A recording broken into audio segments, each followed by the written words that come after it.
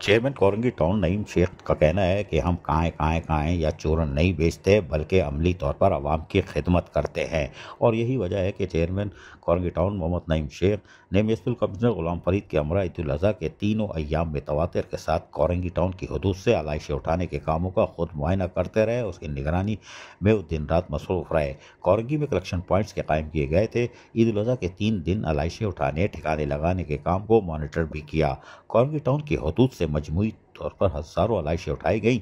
उस मौके पर चेयरमैन कोरंगी टाउन ने तमाम बल्दियाती अफसरान को हिदायत की कि कोरंगी टाउन की हदूद में सफाई मुहिम को जारी और सारी रखा जाए ताकि लोगों को ईद उल अज़हा के बाद भी आलाइशों का कोई पता ना चले और कि हमारे यहाँ कुर्बानी हुई है। नीट एंड क्लीन माहौल चाहिए जैसे ईद उल अज़हा से पहले था।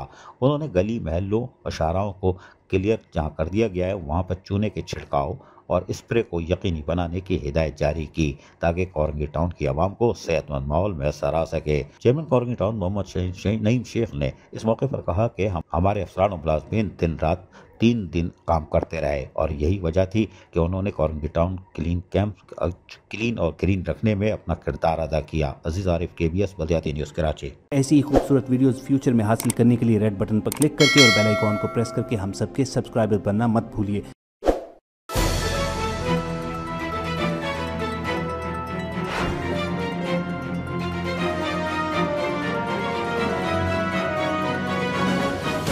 KBS बल्दियाती न्यूज़।